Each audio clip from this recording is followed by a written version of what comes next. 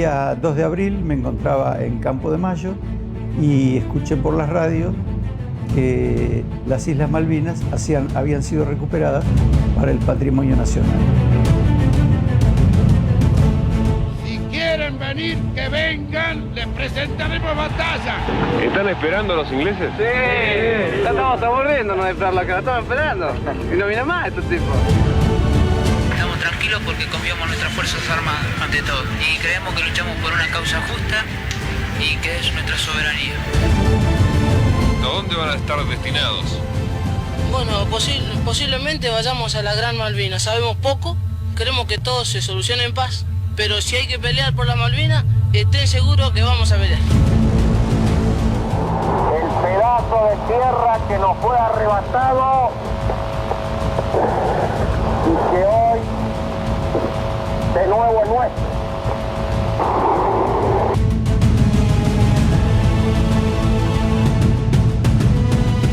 Nosotros como jóvenes lo vivíamos como si fuera el mundial, contentos que íbamos a echar a los ingleses del territorio. Yo creo que si a toda esta gente y a todos nosotros nos piden la vida, seguro la daremos. Sí, no lo dudé en ningún momento.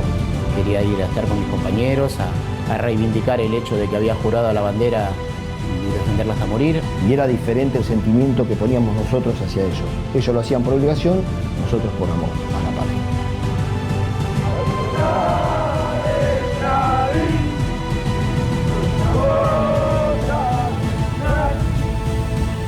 Cuando vimos a los mayores lagrimear nos preocupamos. El día 2 de mayo, el crucero Ara General Belgrano fue atacado y hundido por un submarino británico. Why did you give the orders to sink it? But it was not sailing away from the Falklands. It was in an area which was a danger to our ships and to our people on them. Siempre esperábamos algo de arriba, mirando para arriba, algún ataque aéreo. Nunca pensamos que el tema iba a venir de abajo.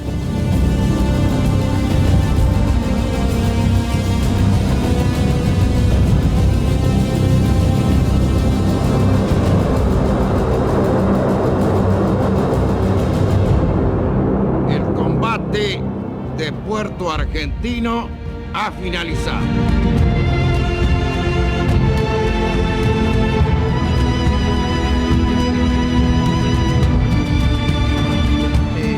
La verdad es que en este momento se sentía un poco emocionado, ¿no es cierto? Por la Virgen y gracias a Dios estamos vivos y es un milagro.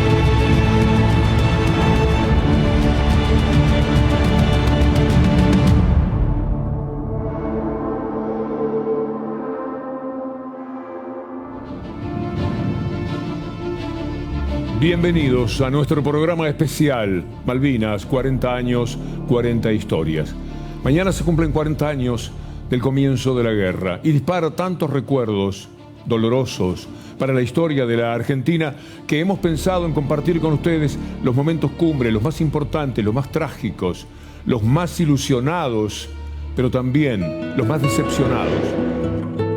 Mi nombre es Jorge Alberto Marchesini, fui a Malvinas con el Regimiento de Infantería 12 de Mercedes Corrientes. Estábamos jugando un partido de fútbol y nos llaman y nos dicen: las Malvinas se recuperaron. Mi nombre es Luciano Adrián Soria, fui soldado del Batallón Logístico 10 de Villa Martelli.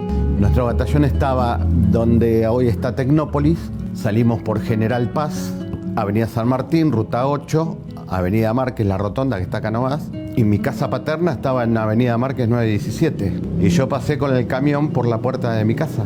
Y estaba mi mamá, los 3 chicos vecinos, mi tío Enrique y doña María, que era la madre de los chicos. Y yo me saqué el casco así de la cabeza porque el apuntador de Mac iba con la ametralladora arriba del techo. Y yo le grité: chau vieja, me voy. Y le veía desde lejos las lágrimas, ¿no? a la vieja, porque estábamos a una distancia de 20 metros. Ahí fuimos a Gallegos, estuvimos noche en Gallegos y al otro día a la mañana fuimos para Malvinas. Mi nombre es Héctor Vega y durante la guerra de Malvinas estuve en el glorioso ARA Crucero General Belgrano. Cuando lo vi me pareció algo completamente extraordinario, nunca había visto un buque de guerra. Nos citan abajo que bajemos a la dársena el 1 de abril y bueno, ahí nos cuentan que Argentina estaría por entrar en un conflicto para defender lo nuestro. Daban a entender como que, bueno, que los ingleses nunca llegarían, íbamos a hacer presencia. Misteriosamente empezamos a cargar muchas municiones, muchísimas municiones, y entonces ahí empezó la duda. Mi nombre es Juan Carlos Llorio, soy teniente coronel retirado, veterano de guerra. En el año 82, durante el conflicto de Malvinas, estaba destinado en Campo de Mayo y fui movilizado al Regimiento de Infantería 12 General Arenales, cuyo asiento de paz en aquella época era en la localidad de Mercedes, provincia de Corrientes. Estaba convencido que tenía que estar preparado para lo peor, que es el enfrentamiento. Y mi sorpresa grata fue cuando veo que todos mis soldados, siguiendo a sus suboficiales y a sus oficiales, embarcaban en los helicópteros, sin faltar ninguno, en rumbo al combate donde sabíamos que todos nos jugábamos la vida. Mi nombre es Néstor Oscar Aguilar. En 1982 participé en la Guerra de Malvinas, representando a la Armada Argentina en la unidad Aviso Comodoro Somellera, y nos dimos cuenta que estuvimos en la guerra a partir del 1 de mayo, que empezaron los bombardeos, donde muchos compañeros nuestros fallecieron y donde entendimos que allí estábamos combatiendo contra la segunda potencia de OTAN en 1982, que era Gran Bretaña. Mi nombre es Antonio Emilio Falcón, fui soldado laborante del Batallón de Aviación de Combate 601, que es helicóptero. Ejército tiene helicóptero y aviones. Me designaron un helicóptero y el día 7 partimos hacia el sur. En el caso del 9 de mayo nosotros perdemos la tripulación del Alfa Eco 505, que es un Puma, donde muere Buchazo, Di Mota y Fiorito, que eran los pilotos, que nos tocó muy fuerte, muy fuerte al batallón, porque es la primera vez que caíamos, que caen nuestros hermanos, ¿no? Mi nombre es Carlos Montiel, soy combatiente por Malvinas. En 1982 era un joven suboficial del Ejército Argentino en la especialidad de enfermero general.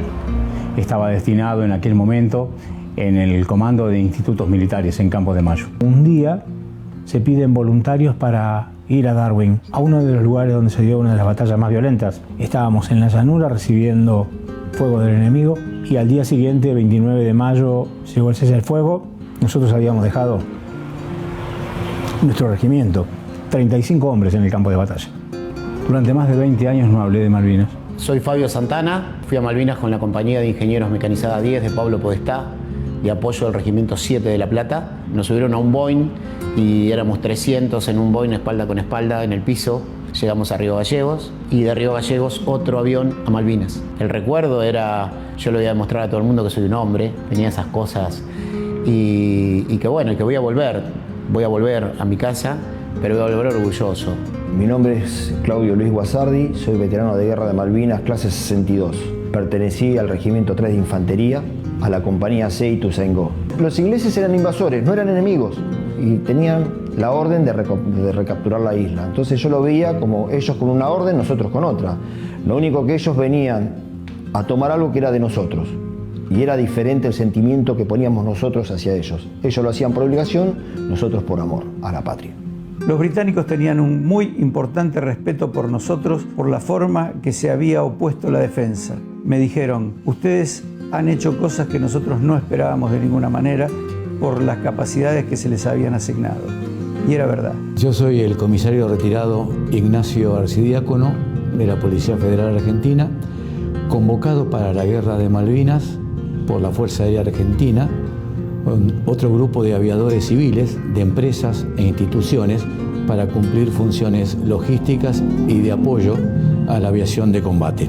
Hay muchos recuerdos de Malvinas. Nosotros decimos que son las hermanitas perdidas, esa que nos quitaron por la fuerza en el año 1833. Realmente es un sinsentido que la tengan los ingleses. No tienen por qué estar ahí. Sabemos que la cuestión es de patrimonio, de explotación, de recursos, etcétera. Pero tendríamos que tenerla nosotros. Yo invito a que estudiemos, a que nos preparemos, a que luchemos por ese territorio que por ley y derecho nos pertenece a los argentinos y que no sea con las armas.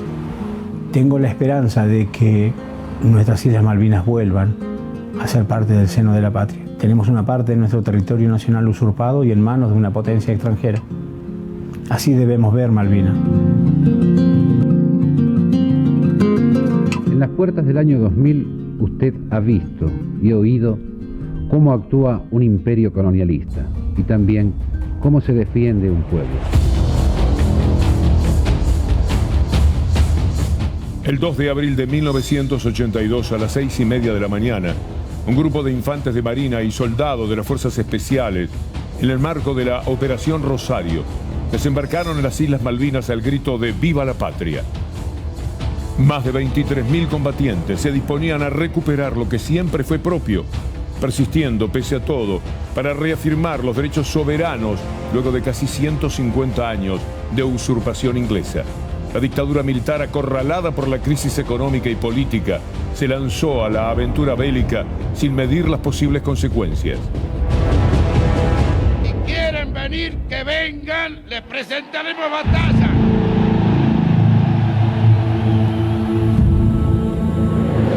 Así comenzaba la mayor aventura bélica de la historia de la Argentina.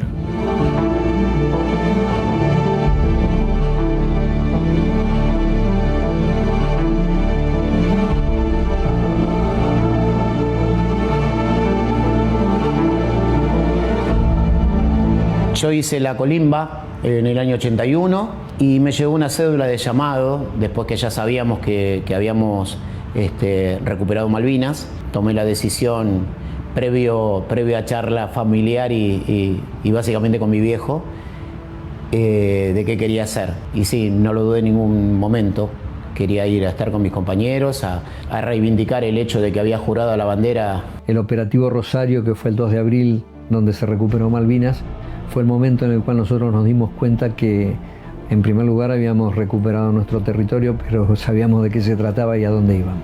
Y nosotros como jóvenes lo vivíamos como si fuera el mundial, contentos que íbamos a echar a los ingleses del territorio, y cuando vimos a los mayores lagrimear nos preocupamos. Llegamos a Malvinas un día de mucha lluvia y mucho frío a las 2 de la mañana, y ya la guerra nos recibió de una manera bastante complicada. Tomamos posición de combate en el Monte Zapper, que fue un viaje, ¿cómo te podría decir? Era el sueño del chico que le gustaba ver las películas de guerra, era marchar hacia el continente, era marchar hacia nuestras islas, y era, qué sé yo, un entusiasmo y un fervor que solamente nosotros teníamos. El día 2 de abril me encontraba en Campo de Mayo y escuché por las radios que las Islas Malvinas habían sido recuperadas para el patrimonio nacional. Más allá de que después del hundimiento del general Belgrano, no, desde antes estaba convencido que tenía que estar preparado para lo peor que es el enfrentamiento. Cuando juramos la bandera de incluso hasta perder la vida, y eso había que cumplirlo, porque nos sentíamos todos San Martín en ese momento.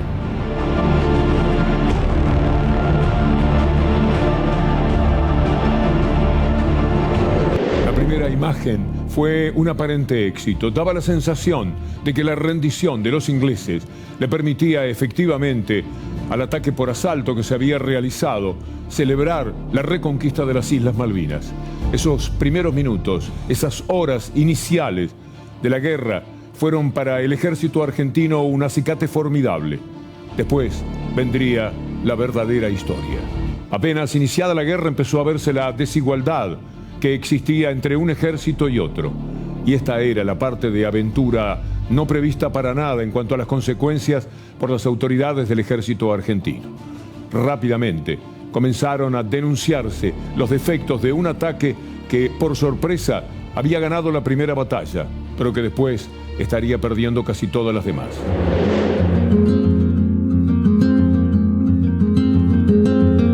Mi nombre es Raúl Román Rodríguez, pertenecía al grupo de artillería de transportado 4. Fui apuntador derecho del obuso Tomalara en los combates de Darwin y Pradera del Ganso. Creo que la foto con la que me quedo estaba previsto hacer más tarde un fuego de hostigamiento a los ingleses, a los británicos que venían avanzando. Y nos pusimos a patear, a hacer un jueguito de pases y de venir a sacármela.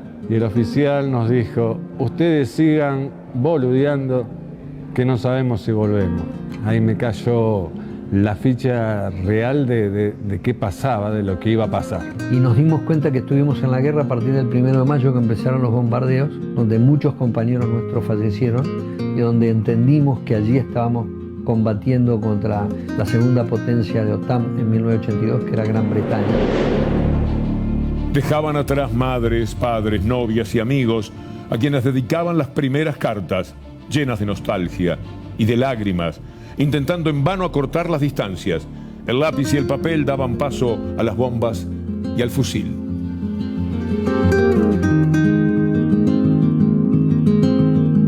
Fui integrante del Batallón Antártico de la Armada Argentina, participé de la Operación Rosario, en la segunda etapa que fue la recuperación de las Islas Georgias. Fuimos a hacer la campaña antártica, el 24 de marzo estábamos trabajando en las Islas Orcadas y nos fuimos a prestarle apoyo a los obreros que estaban trabajando en las Islas Georgias, que fue donde empezó el conflicto. Los obreros habían llegado unos días antes y los ingleses les habían pedido el pasaporte y se había generado un conflicto diplomático que ya estaba escalando hacia una situación más difícil.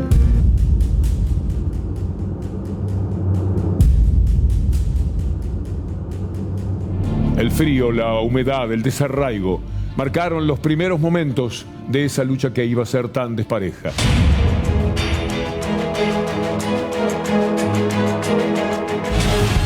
La dictadura militar, encabezada por Leopoldo Fortunato Galtieri, se lanzó a la guerra acorralada por la crisis económica y política, y tal vez para esconder una negra y triste realidad, los desaparecidos, o para crear una gesta nacionalista que les permitiese perpetuarse en el poder.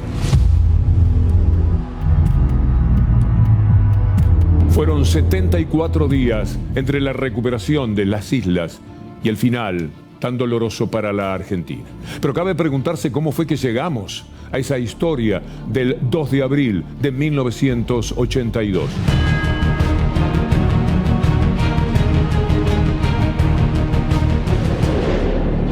Malvinas empezó mucho antes, el 3 de enero de 1833, cuando una corbeta de la Marina Real Británica se presentó en las Islas Malvinas y obligó a la rendición a los argentinos que allí residían. Para Inglaterra, que mantenía una disputa con España, representaba un territorio estratégico, tanto en términos geopolíticos como por la riqueza de sus recursos naturales. Antes de 1833, el Reino Unido solo había fundado en 1765 el fuerte de Puerto Egmont, pero jamás había poseído la totalidad de las islas, y luego de un incidente con la corona española, en 1774, se retiraron del territorio. En 1810, con la Revolución de Mayo, el nuevo gobierno de lo que luego sería la República Argentina tomó posesión de los territorios del antiguo virreinato, heredando el dominio sobre las islas. Desde entonces, los gobiernos argentinos realizaron diversos actos demostrativos de su soberanía sobre las Islas Malvinas. En 1820 se toma posesión y se realizan sucesivos viajes con ciudadanos que se establecen en las islas. Puerto Soledad se fue desarrollando. Sus habitantes se ocupaban de la cría de ganado, la caza de lobos marinos y la prestación de servicios a los buques que tocaban puerto. Hasta que en 1833 el Reino Unido invadió las islas y argumentó reconfirmar su soberanía establecida en 1765. Argentina inmediatamente protestó y lo consideró una usurpación y agresión innecesaria. La Argentina se mantuvo siempre firme en su reclamo que viene desde 1833, inmediatamente después de la usurpación de Gran Bretaña de las Islas Malvinas. Hubo muchos episodios, de los cuales el más saliente, el más triste, ha sido la Guerra de Malvinas. Pero también es algo muy conocido toda la oposición desde adentro que se ha generado por motivos políticos, particularmente en los últimos años, cuando Malvinas poco menos que fue entregada por un gobierno neoliberal, que decía cosas como esta. Pfizer no pidió ni cambio de la ley, no pidió ni los hielos continentales, ni la... Bueno, no Ni sé. la Patagonia. Las Islas Malvinas se las pudimos haber dado. ¿Seguro? Las Islas Malvinas se las pudimos haber dado. El general Galtieri invadió las Islas Malvinas. Y la gente cuando dice Malvinas son argentinas no se sienta un minuto a pensar si son argentinas, si no argentinas, ni qué son las Malvinas. El general Galtieri mandó tropa a las Malvinas. Ese es un acto, yo diría, nacional psicótico, ahora que se usa usar palabras combinadas. Ese es un territorio británico. Es lo más parecido al sur de Escocia.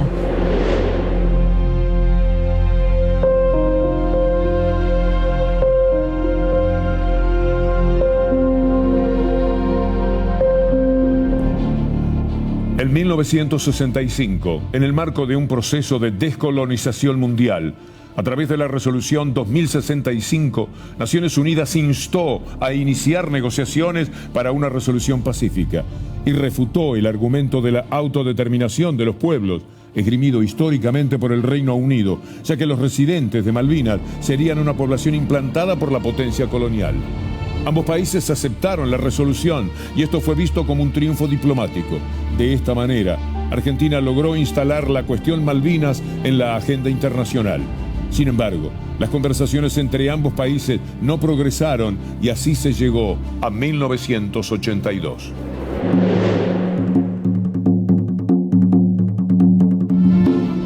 El desembarco en las Islas Malvinas produjo una escalada bélica sin precedentes para la República Argentina. El último día de abril, nosotros estábamos sureste de la posición de las islas. Teníamos una bahía que se llamaba Muliekrid. Veíamos 3 barcos que se ponían lateral, se ponían de frente, se ponían de costado, cambiaban de posición. Le pregunto al subteniente Colotti, que era mi jefe de la sección de combate, y le digo si eran buques argentinos. Y él me agarra, me mira y me dice, no, son buques ingleses. Y le digo, ¿por qué no se le tira? Porque están fuera de alcance de los cañones. Bueno, nos quedamos ahí, a la noche se montó la guardia, yo me acuesto a dormir, y a eso de las 11 de la noche, 12, empezó el bombardeo naval. ¿Por qué? Porque en el Monte Saper estaba el radar que usó la parte operativa de Malvinas, en lo que se llamó Radar Malvinas, el que fue nuestro bautismo de fuego, porque nosotros estábamos adelante del radar.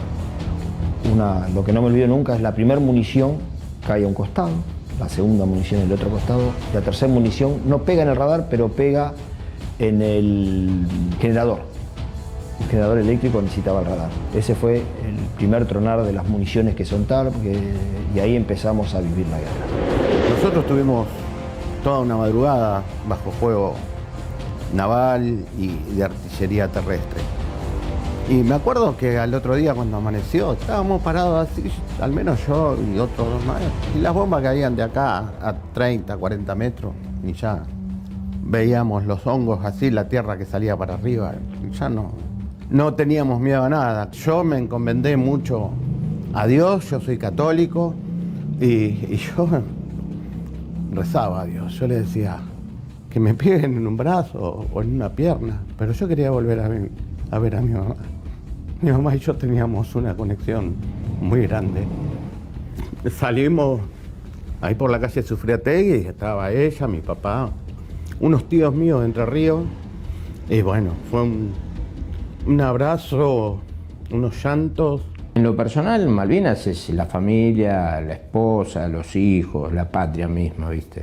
Es una sensación que nos vamos a ir cuando cerremos los ojos con Malvinas, ¿viste? Es una cosa, una sensación muy especial, muy especial.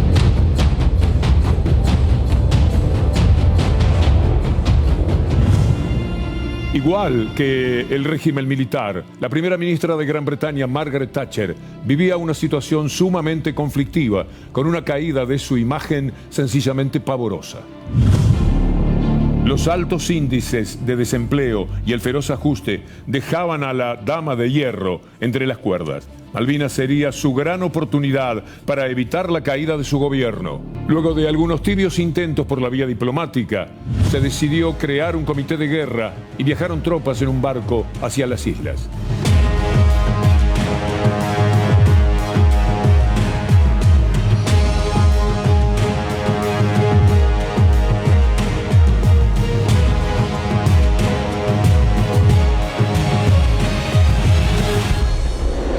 ánimo que reina? La verdad. El ánimo bastante bueno. Bastante elevado el ánimo. El ánimo que nosotros tenemos acá es muy elevado. O sea, pasamos, nos divertimos, jugamos, conversamos.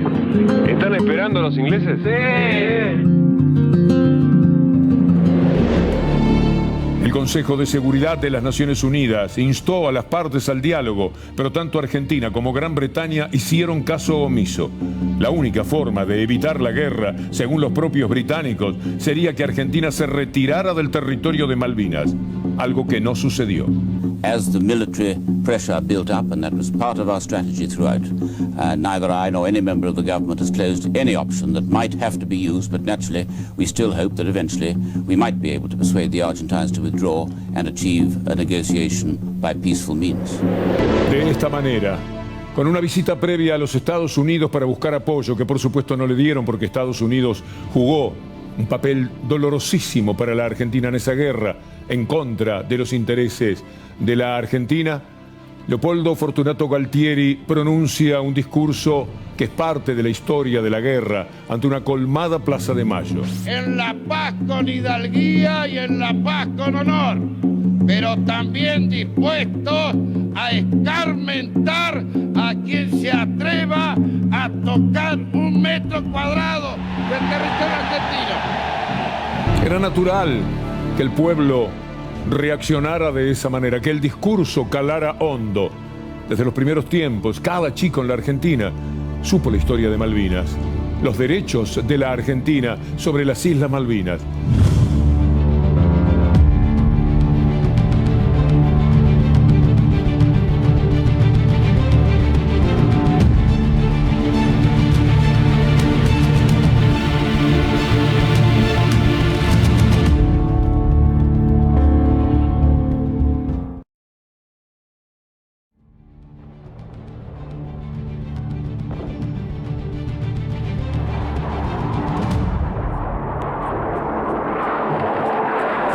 Un mes después del desembarco comenzaron los primeros ataques. Vamos a evocar esa circunstancia con las voces de quienes lo estaban viviendo en carne propia. Me tocó ir a Malvinas con la agrupación de aviación de ejército, cumpliendo una función que se llamaba apoyo de vuelo. El 21 de mayo sale un sol espectacular, de en medio de la bruma, de en medio de la niebla. Subo al cerro y por sobre mi cabeza pasan 2 aviones. Los veo pasar, los veo bien y no son argentinos. Y si yo gritaba nadie me escuchaba. Y empecé a abrir fuego contra el avión. Simplemente para poder despertarlo, los que estaban, digamos, dormidos o los que estaban dentro del campamento. Entonces el avión se suspende en el aire y suelta una bomba sobre el Chinook. Gira la cabeza el piloto, nos hace saludo 1, saludo 2, se pegó el palo. Marcó mi vida, yo era una persona que tal vez me faltaba de convencer que tenía valores, principios. Y me di cuenta que no era tan así. Malvinas es claramente el combate de Darwin y Pereira del Ganso. En un momento del combate, un Pucará, que es un avión de combate argentino, se pone sobre nosotros y dispara sobre las fuerzas inglesas todos sus cohetes. Yo observaba eso y nosotros de abajo vivándolo al Pucará, y era algo realmente como algo irreal, ¿cierto? Era como un sueño. Y en el momento que descarga toda la cohetería, al minuto empieza a llovernos artillería, mortero, y no lo vi. Realmente un mortero cae a la derecha mía y siento el golpe. Me entra justamente en el brazo izquierdo y empiezo a sentir que me corre la sangre por el brazo hasta el piso. Me salvaron la vida, me operaron, me pararon, evitaron la infección. El día 23 de mayo, aproximadamente a la 1:30 de la mañana, se sentía las paletas del helicóptero. La noche era una noche clara. Desprendo la ametralladora Mac del afuste y cuando veo el helicóptero comienzo a abrirle fuego, conjuntamente con algunos fusileros del barco. El helicóptero hace un giro hacia la derecha, se desploma a tierra. En ese momento comenzaron a abrir fuego las fragatas. Cuando yo levanto así la vista, ahí veo a la Virgen de Luján en el cielo. Los proyectiles comienzan a perder fuerza y caen aproximadamente a 100 metros de nosotros. Esa fue una de las sensaciones de la foto que se me voy a llevar conmigo, ¿no?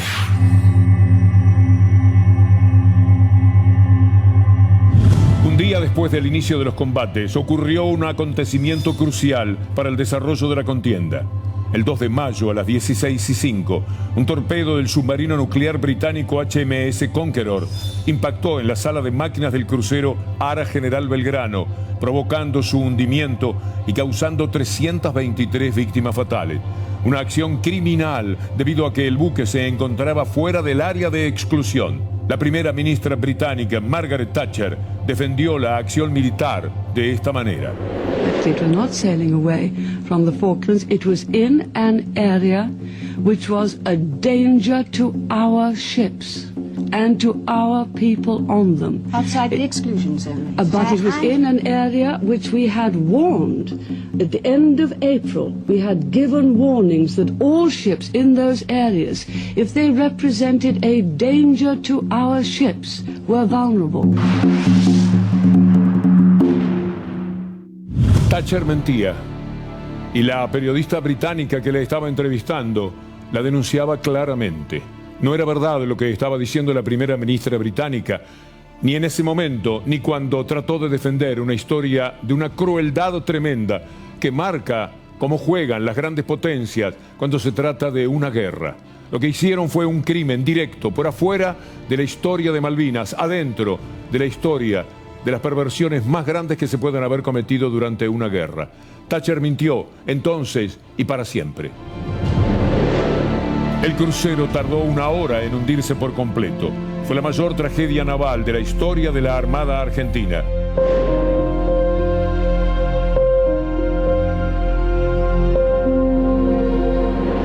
Héctor Vega es sobreviviente del Belgrano. ¿Cómo recuerda el impacto en el barco? Yo estaba en un cañón de 40 milímetros antiaéreo, cubriendo la guardia, y bueno, siempre supusimos que el tema iba a venir por arriba, un ataque aéreo, nunca pensamos que iba a venir por abajo. Largué la guardia justo en ese preciso instante, como ya hacía 1 año que estaba dentro del buque, conocía todos los vericuetos, bajaba a mi sollado, al lugar donde se duerme, y bueno, a tomar un mate cocido, obviamente, después de un día muy frío, muy largo. Y ahí suena el primer torpedo, ya en cubiertas bajas, se corta la luz inmediatamente. El impacto es como que hubiera levantado al buque en el aire, ¿sí? Como que lo hubiera puesto en un médano, en una playa de arena, una sensación así. Y a los pocos segundos se escucha el segundo impacto, ¿sí? Ahí, bueno, empiezan los quejidos, empiezan la gente un poco a ponerse nerviosa, aquellos que no conocían justamente de qué manera poder salir a cubiertas altas. El buque se empezaba a escorar demasiado. ¿Ya era consciente de que había muertos? No, en ese instante no, porque hasta último momento se intentó con el control de averías, tratar de por dónde entraba el agua, tratar de qué manera, pero bueno, ahí viene la famosa orden del sálvese quien pueda, porque no había más nada que hacer, ¿sí? Así que busqué la balsa asignada, la balsa que me correspondía. ¿Ustedes vieron que el barco se hundía? El barco se hundía, sí, fue un golpe durísimo. ¿Había quienes nadaban por no tener una balsa? Era imposible nadar, el agua era congelada, el mejor nadador del mundo no hubiera aguantado 5 minutos en esa agua helada. ¿Y cuántas horas estuvieron en esa situación? Bueno, mi balsa fue la anteúltima rescatada, ¿sí? Algunos tuvieron la suerte de que a las 36 horas fueron rescatados, y la mía tuvo otra suerte, agarró para otro lado y demoró unas 46 horas en buscar quien me rescate. ¿En algún momento temió lo peor? Claro que sí. En ese momento, bueno, la famosa luz que dicen algunos cuando está al borde de la muerte, es como que uno hace un raconto de toda su vida, como una película. Desde la balsa, ver el barco que se hunde, saber que hay compañeros que posiblemente no puedan salvar su vida. ¿Recuerda la impresión que tenía siendo un muchacho? Es que era todo tan loco, ¿no? Porque nunca pensamos que nos iban a hundir, y de esa manera, ¿sí? Siempre mirábamos un ataque aéreo, esperábamos un ataque aéreo, nunca pensamos que iba a venir por abajo el tema. 19 años en ese momento, y no, esa imagen es dantesca, ver como lo que fue mi casa durante 1 año, mi hogar, era que estaba desapareciendo de la superficie. Cuando sabe que ese ataque fue injusto, que fue contra las reglas de la guerra. Y murieron sus compañeros y usted tiene ese recuerdo a los 19 años. Exacto. Una edad en la que si estaba en su casa su mamá pasaba y lo tapaba de noche. Y usted Exactamente. estaba en la guerra. Exactamente. ¿Qué piensa de todo eso brevemente? La famosa dicotomía entre lo que pasó en la sociedad y lo que pasábamos nosotros, ¿no? La gente siguió viviendo a su manera, como si nada hubiera pasado. Sí guardo un cierto rencor a cómo se comportó la sociedad, incluso llenando las plazas de Mayo, victoriando. Ya lo sabemos todo lo que pasó, pero lo que estábamos ahí éramos nosotros. Es como que al estar tan lejos de la gran urbe, es como que acá no iba a pasar nada, los cines abiertos, el mundial y todo lo que ya sabemos, ¿no? Permítame decirle, y seguramente en nombre de todos los que nos están viendo en este programa especial, que lo admiramos. Muchas gracias. Muchísimas gracias, Víctor, a usted.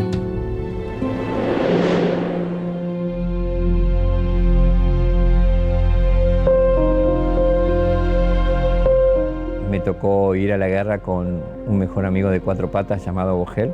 En tiempos de paz nosotros pertenecíamos al batallón seguridad de una base naval que es en Puerto Belgrano.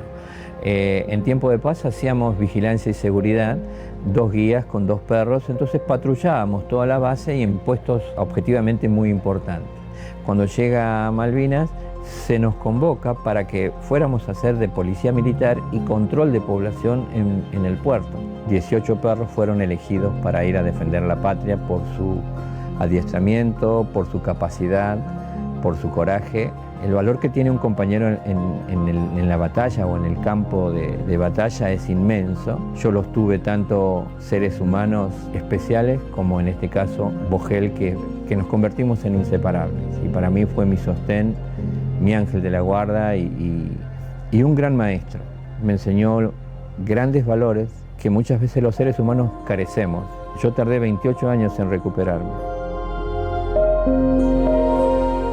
En el 30 aniversario, hace 10 años atrás, algo que estábamos habituados es que hacemos el bautismo de fuego y nos llega la invitación en Villa Sarmiento para hacer una ceremonia en conmemoración de los caídos del Regimiento 25.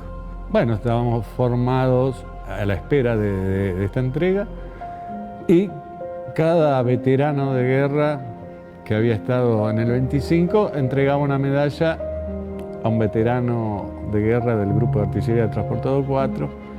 Iban pasando hasta que llegó mi turno y no me olvido más el rostro, llorando, y me dio un abrazo con tanta intensidad y él me dijo, gracias a ustedes yo me pude replegar y estoy acá. Así que eso es lo que me quiero llevar como la máxima condecoración. La ayuda al compañero es fundamental, es yo te cuido y vos me cuidás. Y está bueno también en una situación así de combate saber que alguien te está cuidando, porque todos cometemos algún error, alguno te dice, flaco, no vaya para allá, cuidado, uno solo queda a la buena de Dios. Así que agradezco a los compañeros que tuve, agradezco por siempre. Nunca pude expresar en una narrativa lo que se vivía en mi unidad, que era tan pequeña y que sin embargo luchaba en ese mar argentino que era tremendo, pero yo siempre veía el horizonte, siempre tuve esperanzas de tener un mañana, y cuando perdí mis compañeros del aviso Sobral, me prometí que todo lo que me tocara en la vida a partir de ese momento en adelante, todo lo que me sucediera iba a ser para ellos. Los hijos que tengo, los nietos que tengo, siempre se los dediqué a mis compañeros que fallecieron en el aviso Sobral, porque sé que ellos hubiesen tenido esa ilusión de ser jóvenes con un futuro. El futuro se los arrebató la guerra. Lo que rescato de todo esto, tanto de la carta que leí hace un rato, que el sentimiento de las madres, como el sentimiento del ser humano sobre ese buque, es que hay siempre esperanza. Tratamos de hacerlo lo mejor posible, con errores y aciertos, pero con la certeza de que dimos nuestra vida, la volveríamos a dar, y en el caso mío, como de muchos, la sangre quedó ahí.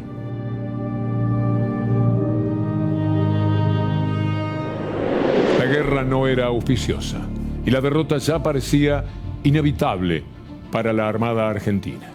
El relato de los medios condicionados por la dictadura afirmaban que Argentina estaba ganando la guerra.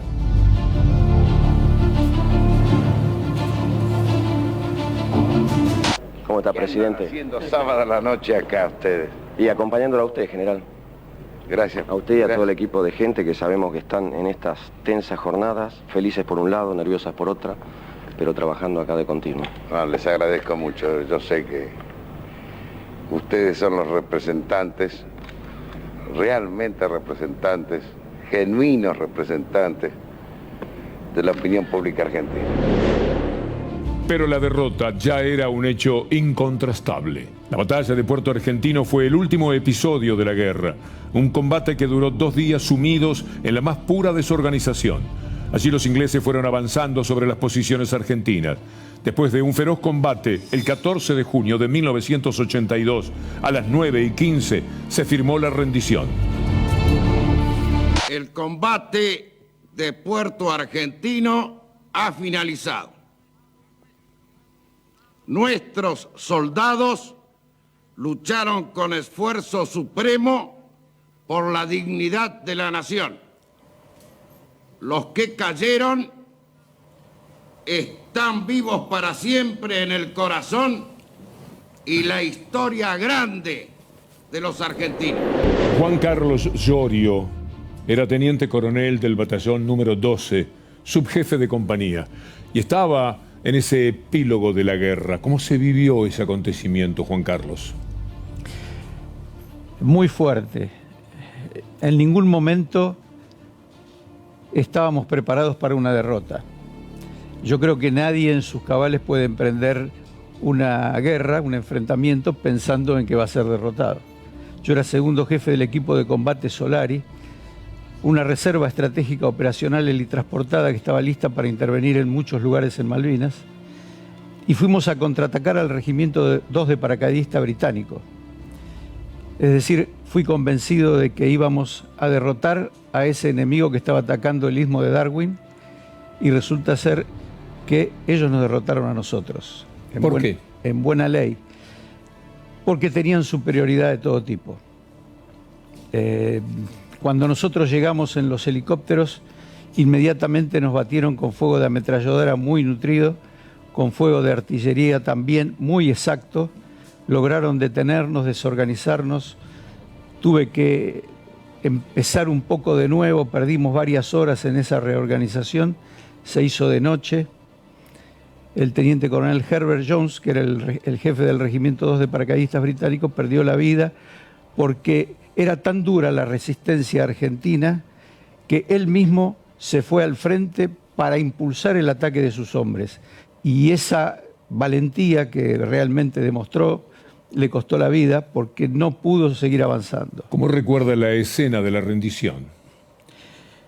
Con mucha tristeza por un lado, pero fue con mucho honor, porque a mí me lo dijo varios ingleses en el mismo momento de haber caído prisionero. Me dijo, nosotros en las circunstancias que ustedes estaban no nos hubiéramos presentado. Por eso que ellos pensaban que la derrota iba a ser muy rápida. ¿Tuvo que hacer de sepulturero de sus compañeros? En realidad participé de la ceremonia que organizaron los británicos para enterrar a nuestros muertos. Fui a mirar a cada uno en particular. En realidad no los conocía prácticamente, pero quise verlos uno por uno. Y tuve la certeza de que esos cuerpos que estaban ahí eran solo sus cuerpos, sus verdaderas esencias ya habían trascendido, las sentí como por sobre nosotros. 40 años después, ¿qué reprocha y qué reivindica? Reprochar, yo creo que nada, porque la guerra es un hecho tan cruel, tan violento, que se ven cosas malas, pero increíblemente cosas buenas. Y pienso que las cosas buenas han dejado completamente tapadas las cosas malas, aunque la desmalvinización inicial, y que a veces también continúa, intentó justamente lograr lo contrario. Con lo que pudimos tener, hicimos todo lo que se pudo, y mucho más. ¿Ha vuelto a las islas? Lamentablemente todavía no he podido. ¿Quiere? Claro, seguramente, por supuesto. Es una necesidad. ya lo voy a poder hacer. Muchas gracias. Gracias a usted, Víctor Hugo.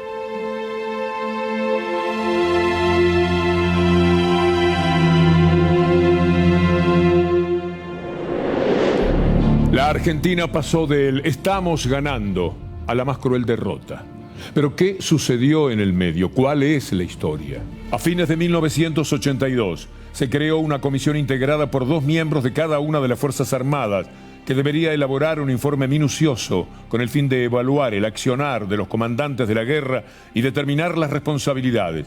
Ese informe se conoció como el informe Rattenbach. Las conclusiones fueron terminantes. El documento demostraría los horrores de la dictadura y por eso quedaría oculto bajo estricto secreto durante 30 años, hasta que en 2012 la por entonces presidenta Cristina Fernández de Kirchner lo sacó a luz. Quiero en ese sentido también valorizar al general Rattenbach, porque no debe haber sido fácil para él, un hombre de las Fuerzas Armadas. Normalmente todos los sectores tienden a ser corporativos. Estoy segura que el informe lo debe haber hecho con mucho dolor, pero seguramente con mucho sentimiento y pertenencia de patriotismo. Por eso el hecho de que haya sido antiperonista para esta presidenta es una anécdota nada más. Yo valoro lo que hizo porque nos dio verdad a los argentinos, que es lo que necesitamos.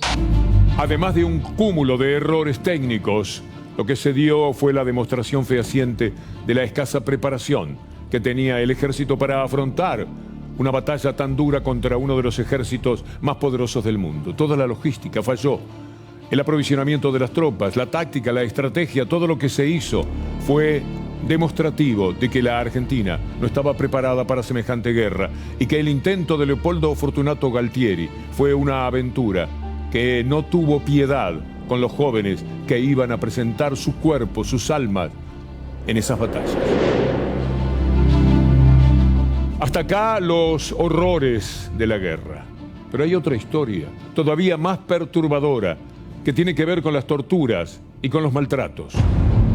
Hace un año la Cámara Federal de Comodoro Rivadavia confirmó el procesamiento sin prisión preventiva de 3 militares retirados. Los estaqueamientos y enterramientos en Malvinas, según los camaristas, no fueron hechos aislados. Hay un grupo de excombatientes que pugna ante la Corte Suprema de Justicia, pero es muy difícil, casi imposible, lograr que sea considerado un delito de lesa humanidad. Viajamos a junio de 1982. Luego de reconocer la derrota por parte de los militares argentinos, el fracaso en la guerra significó el fin del régimen de terrorismo de Estado impuesto en 1976. De la misma manera, hubo un proceso conocido como desmalvinización. El regreso de los soldados en Malvinas no fue el esperado. El reconocimiento tampoco, ni el mismo para todos.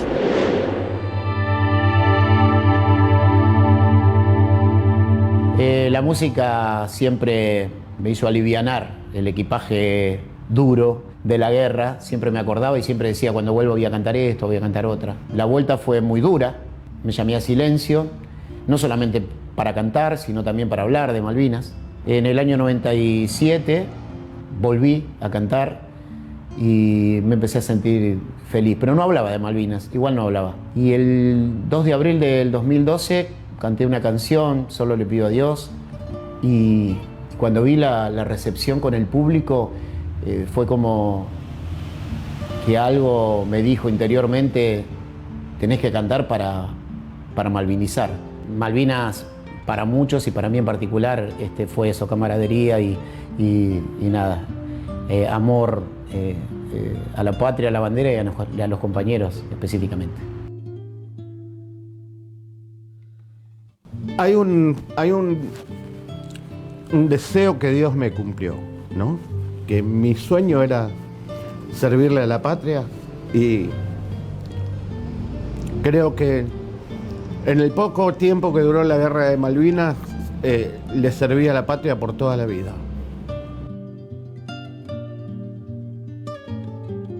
En primer lugar, me genera una gran honra, un gran orgullo de haber participado con personas que entregaron la vida por la patria, estábamos muy convencidos de que estábamos haciendo algo por nuestro país.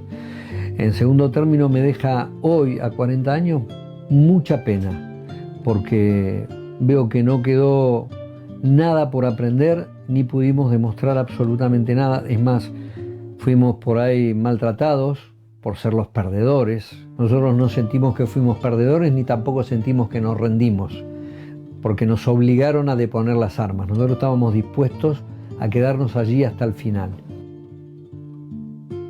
Casi toda mi vida milité en los veteranos de guerra, soldados. Lo que no conseguimos nunca es respeto. Qué difícil de lograrlo. Para mí el 2 de abril es conmemoración y homenaje.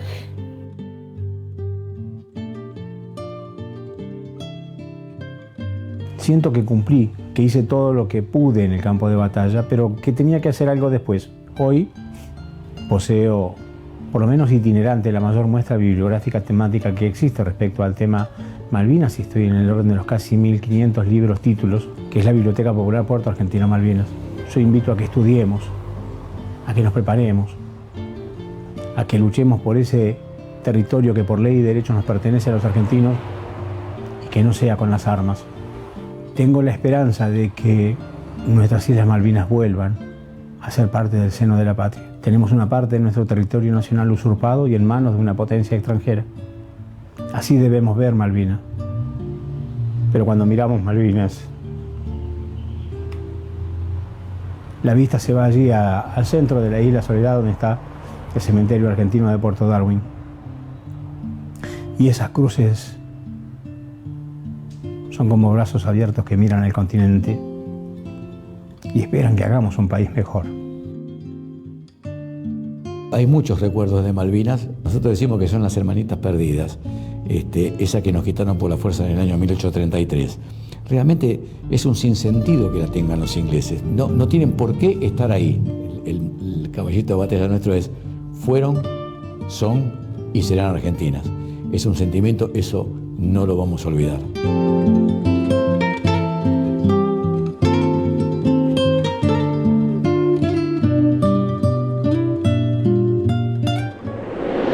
...40 años, 40 historias... ...un programa especial en C5N... ...para volver a decir... ...que las Malvinas son argentinas... ...lo fueron, lo son y lo serán... Nos apegamos a la resolución 2065... ...que dice basta de colonialismo en el mundo... ...pero sobre todo al derecho de la Argentina sobre esas islas... ...que son parte de la provincia de Tierra del Fuego... ...que están en la Constitución... y que son reconocidas por cualquier observador de cualquier parte del mundo, como argentinas, muchísimo más que como británicas, pese a que allí estén viviendo los ciudadanos que Inglaterra puso en las islas. Seguimos diciendo, con toda la fuerza y en honor a quienes lucharon, dejaron su vida, a quienes tuvieron que sufrir la pérdida de familiares suicidados porque no pudieron sobrellevar el dolor de la guerra, en nombre de todos ellos, aquellos luchadores y sus familias, todo lo que llamamos el mundo Malvinas, en nombre de ellos, volvemos a decir que las Malvinas fueron, son y serán argentinas.